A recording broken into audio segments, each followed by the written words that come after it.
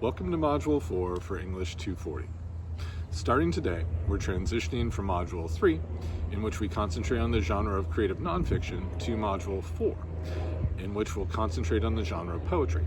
Since this is our fourth and final of our 4 typical weeks together in creative writing, you should by now be very familiar with the repeated patterns of assignments in them. So this video should be shorter than the welcomes to Modules 1, 2, or 3. In it, I will first talk a little bit about the very visible transition from prose to poetry, and second, simply provide a friendly reminder about the patterns of assignments you will see repeated in this week in English 240. This transition is, on a visual level, much more noticeable than the transition between fiction in Module 2 and nonfiction in Module 3. That's because both fiction and nonfiction are forms of prose, so they look strikingly similar. They are both written in sentences, which are organized into paragraphs, and those sentences only break before the right margin of the page when the end of a sentence is also the end of a paragraph.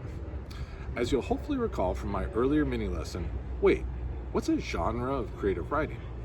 In contrast, poetry is written in lines which are organized into stanzas.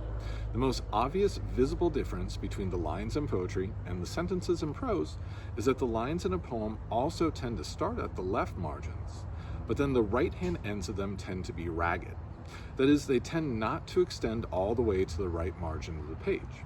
Instead, each line tends to end where it does to create an emphasis. And, in some poems, the choices about where to end a line may also relate to patterns in terms of rhythm and meter and/or rhyme. That is, the poet may want to end a line after a certain number of accented and unaccented syllables, or on a word that rhymes with the word at the end of another line. In the materials for Module 4, we'll take a closer look at examples of poems that do employ meter and/or rhyme, and poems that do not. So, second, simply providing that friendly reminder about the patterns of assignments you will see repeated in this week in English 240.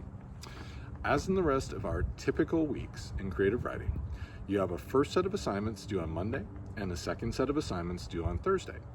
This Monday, you once again have 4 types of assignments due: your developing understanding, your reading response, your writing exercise, and your critiques for the classmates who are sharing their writer's workshop pieces with us. The assignments due on Thursday, July 17th, will only be different for those of you in Group 3, because that is the deadline for your writer's workshop piece. The rest of you will only be submitting minor work 4, your short poem. So, one of our typical weeks. As always, if you have questions about our creative writing class, please feel free to email me at cgreene@cerritos.edu or send a message to my inbox here on Canvas. I hope you have a great time experimenting with writing poetry in Module 4.